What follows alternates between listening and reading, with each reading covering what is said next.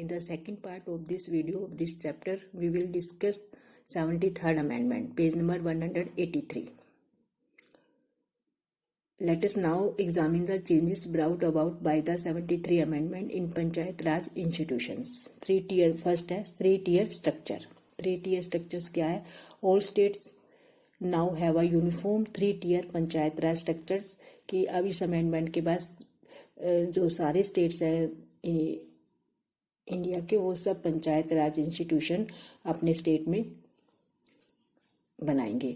Eight the base in the gram panchayat होगी. उसमें ग्राम पंचायत क्या होते हैं? Gram panchayat covers a village और ग्रुप ऑफ विलेजेस.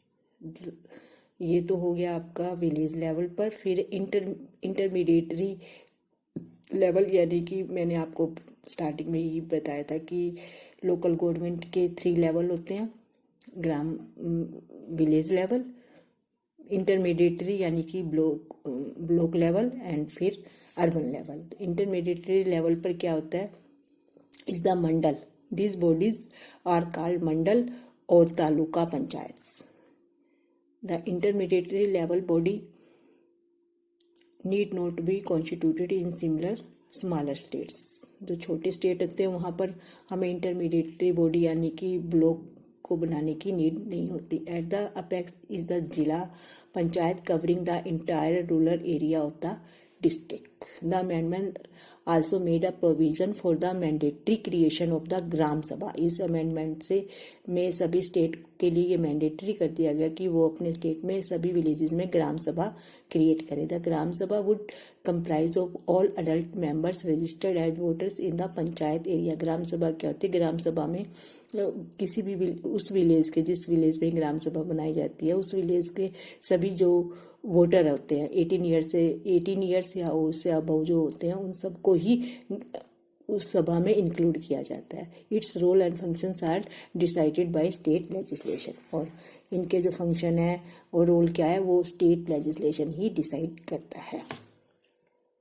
अब है इलेक्शन. ये वाला आपको याद होगा 10th में भी बहुत अच्छी तरह डिस्कस हुआ था कि 73 अमेंडमेंट से पहले जो लोकल गवर्नमेंट थी वहाँ पर इलेक्शन रेगुलर नहीं होते थे. कोई तो किसी स्टेट में तो हो जाते थे और किसी स्टेट में नहीं होते थे. ना ही उनका कोई पीरियड या टेन्योर फिक्स होता था.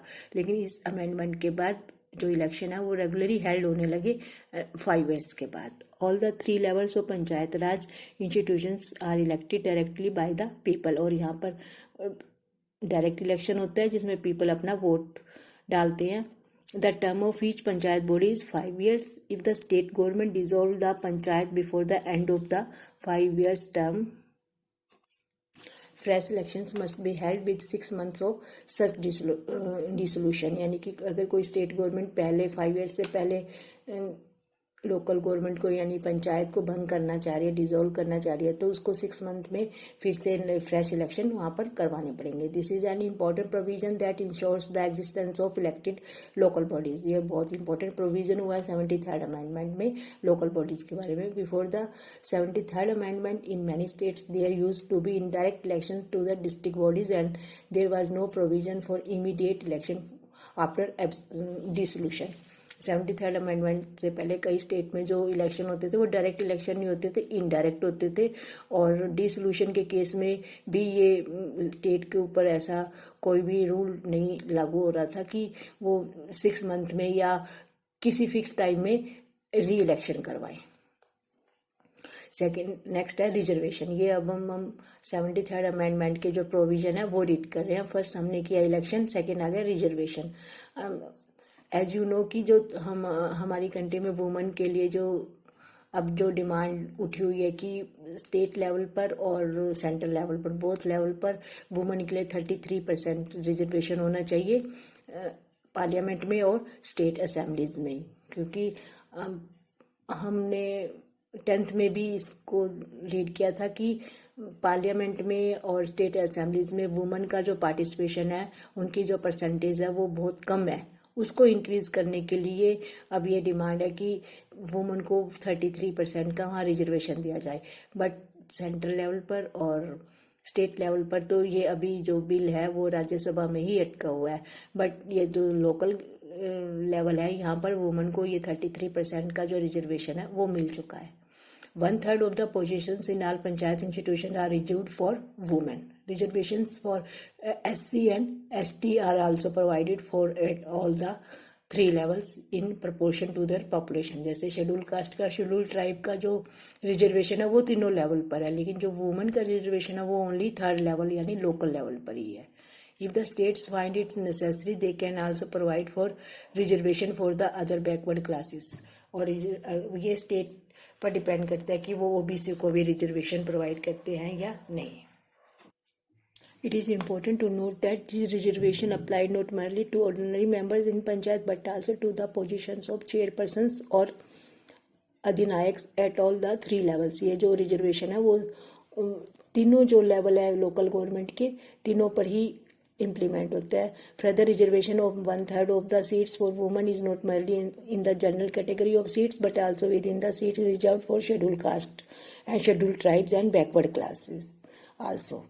कि वुमेन का रिजर्वेशन जनरल में ही नहीं है, जो सीट शेड्यूल कास्ट और शेड्यूल ट्राइब के लिए और बैकवर्ड क्लासेस के लिए रिजर्व है वहाँ पर भी ये 33% का वुमेन का जो रिजर्वेशन है वो इम्प्लीमेंट होता है। This means that a seat may be reserved simultaneously for a women candidate and one belonging to the schedule caste और schedule tribe. thus the sarpanch would have to be a Dalit woman और an Adivasi woman. अब सरपंच भी इस reservation से जो सरपंच भी आदिवासी women भी बन सकती है और जो विलेज वुमन है वो तो बन ही सकती है।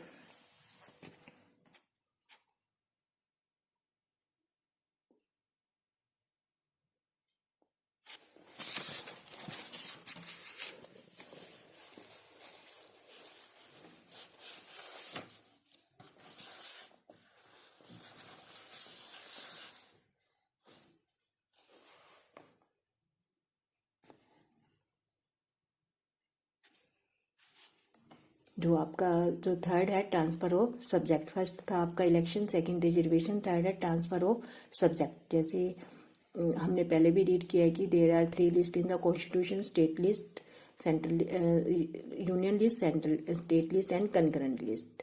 लेकिन कॉन्स्टिट्यूशन में कोई भी ऐसी कोई लिस्ट नहीं है जो कि लोकल गवर्नमेंट से रिलेटेड है, यानी लोकल गवर्नमेंट को कोई इंडिविजुअल सब्जेक्ट्स नहीं दिए गए हैं। But after 73 amendment state government ने अपने जो कुछ सब्जेक्ट है वो लोकल गवर्नमेंट को ट्रांसफर कर दिया है। There are 29 subjects which were earlier in the state list of subject are identified and listed in the 11th schedule of the constitution. These subjects are to be transfer to the panchayat raj institution. ये 29 जो subject है वो panchayat raj institution को transfer किए गए हैं। This subjects were mostly linked to development and welfare function of the local government. ये almost ये वही सब्जेक्ट है जो लोकल लेवल के डेवलपमेंट और वेलफेयर से रिलेटेड है। The actual transfer of these functions depend upon the state legislation. और ये भी स्टेट लेजिस्लेशन के ही अंडर है कि वो एक्चुअल ट्रांसफर उनका एक्चुअल ट्रांसफर स्टेट लेजिस्लेशन पर ही डिपेंड करता है। इस state decides how many of this 29 subjects would be transfer to the local board. और ये स्टेट लेजिस्लेशन ही डिसाइड करेगा कि इन 29 सब्जेक्ट्स में वो कितने जो सब्जेक्ट है वो लोकल बॉडीज को ट्रांसफर करेगा। पेज नंबर 185 पर यहाँ वो सब्जेक्ट दिए हुए हैं जो कि 11 शेड्यूल में कॉन्स्टिट्यूशन में डाले गए हैं, जो कि स्टेट लेजिस्लेशन लोकल गवर्नमेंट को ट्रांसफर कर सकता है। फर्स्ट एग्रीकल्चर, फिर है minor irrigation, water management and watershed development, फिर small scale industries including food processing industries, next rural housing, next drinking water, next road and culverts, next rural electrification, poverty alleviation program, education including primary and secondary schools, technical training and vocational education, adult and non-formal education, libraries, cultural activities, market and fairs, health and sanitation including hospital, primary health centers and dispensaries, फिर है family welfare, women and child development, social welfare, welfare of the weaker sections and public distribution system, PDF system जो है। ये सारे subject है, आपने notice कर लिया होगा कि सारे सब्जेक्ट क्या है जो कि लोकल लेवल के डेवलपमेंट और वेलफेयर को इनकरेज करते हैं। वही सब्जेक्ट 11th कॉन्स्टिट्यूशन की 11th शेड्यूल में ट्रांसफ़र किए गए हैं और अब ये स्टेट लेजिस्लेशन पर डिपेंड करता है कि इसमें से वो कितने सब्जेक्ट लोकल बॉडीज़ को ट्रांसफ़र करता है। 73rd अमेंडमेंट का 4th पॉइंट है state election commissioner. First point election, second reservation, third subject transfer. अब फोर्थ है स्टेट इलेक्शन कमिश्नर। इसमें क्या था कि पहले इस अमेंडमेंट से पहले जो लोकल बॉडीज़ के जो इलेक्शन होते थे वो कम्प्लीटली स्टेट गवर्नमेंट के ही अंडर थे, बट अब इसके लिए स्टेट इलेक्शन कमीशन भी बनाया गया है। जैसे एक इलेक्शन कमिश्नर होता है जो कि सारे कंट्री में इलेक्शन हेल्ड करवाते हैं, इसके बारे में भी सेकंड चैप्टर में हमने रीड किया था। तो इसी तरह अब स्टेट इलेक्शन कमीशन भी बनाया गया है जो कि लोकल बॉडीज़ के जो इलेक्शन है वो हेल्ड करेगा। The state government is required to appoint a state election commissioner who would be responsible for conducting elections to the Panchayat Raj institutions. Earlier, this task was performed by the state administration, which was under the control of the state government. पहले ये जो task है election करवाने का वो state administration ही करवाता था। Now the office of the state election commissioner is autonomous like the election commission of India. और जो स्टेट इलेक्शन कमिश्नर होगा वो स्टेट गवर्नमेंट के अंडर वर्क नहीं करेगा, वो ऑटोनोमियस बॉडी होगी, जैसे इलेक्शन कमीशन ऑटोनोमियस बॉडी है। However, the state election commissioner is an independent officer and is not linked to nor is this officer under the control of the election commission of India. और ये जो state election commission होगा वो election commission के जो India के लिए election commission है उसके भी अंडर नहीं होगा, ये ऑटोनोमस बॉडी होगी। ये फोर्थ प्रोविजन होगा 73rd अमेंडमेंट का। फिफ्थ प्रोविजन है state finance commission. The state government is also required to appoint a state finance commission once in 5 years. कि स्टेट गवर्नमेंट को एक स्टेट फाइनेंस कमीशन बनाना 5 years में एक बार। This commission would examine the financial position of the local government in the state, क्योंकि कोई भी जो गवर्नमेंट है चाहे वो किसी भी लेवल पर क्यों ना हो, फाइनेंस के बिना वो रन नहीं हो सकती। तो ये जो कमीशन बनाया जाएगा वो लोकल बॉडी की जो फाइनेंशियल पोजीशन है उसको एग्जामिन करेगी। It would also review the distribution of revenue between the state and local government on the one hand. जैसे सेंट्रल और स्टेट में रेवेन्यू का बंटवारा किया जाता है, इसी तरह ये कमेटी भी जो है वो डिस्ट्रीब्यूशन को चेक करेगी कि स्टेट और लोकल गवर्नमेंट में रेवेन्यू का जो डिस्ट्रीब्यूशन है वो कैसे हो रहा है, and between rural and urban local government on the other. और जो रेवेन्यू का विलेज लेवल पर, ब्लॉक लेवल पर और डिस्ट्रिक्ट लेवल पर किस तरह से डिस्ट्रीब्यूशन किया जा रहा है। The innovation ensures that allocation of funds to a rural local government will not be a political matter. और जो ये भी इंश्योर किया जाता है कि जो funds state government local government को ट्रांसफ़र करेंगे वो किसी भी पॉलिटिकल मैटर का पार्ट ना बने, उसको ऑनेस्टली जो है स्टेट गवर्नमेंट जो फंड्स है वो रिक्वायर्ड जो फंड्स है वो लोकल गवर्नमेंट को ट्रांसफ़र करे, जिससे कि लोकल गवर्नमेंट स्मूथली डेवलपमेंट और वेलफेयर के जो टास्क है उसको रन कर सके। आपका 73rd अमेंडमेंट कंप्लीट हो गया। इसके अंदर मेन पॉइंट्स क्या है? फर्स्ट इलेक्शन कि पहले इलेक्शन टाइम पर नहीं होते थे, फिर फिक्स टाइम पर इलेक्शन होने लगे। सेकंड रिजर्वेशन कि वुमन को 1/3 रिजर्वेशन दिया गया, और एससी और बीसी और ओबीसी कैटेगरी को भी रिजर्वेशन दिया गया। थर्ड पॉइंट क्या था? सब्जेक्ट ट्रांसफ़र किए गए। 29 सब्जेक्ट 11th शेड्यूल में डाले गए हैं कॉन्स्टिट्यूशन में। अब कोई स्टेट पर डिपेंड है कि वो इसमें से कितने सब्जेक्ट लोकल गवर्नमेंट को ट्रांसफ़र करता है। और उसके बाद स्टेट इलेक्शन कमिश्नर बनाया गया, जिससे कि उसकी ड्यूटी है कि लोकल गवर्नमेंट के लिए लोकल बॉडीज़ के लिए इलेक्शन कंडक्ट करे, और इसको बिल्कुल ऑटोनोमस बॉडी बनाया गया, किसी के भी अंडर ये वर्क नहीं करेगा, जिससे कि election free and fair held हो सके।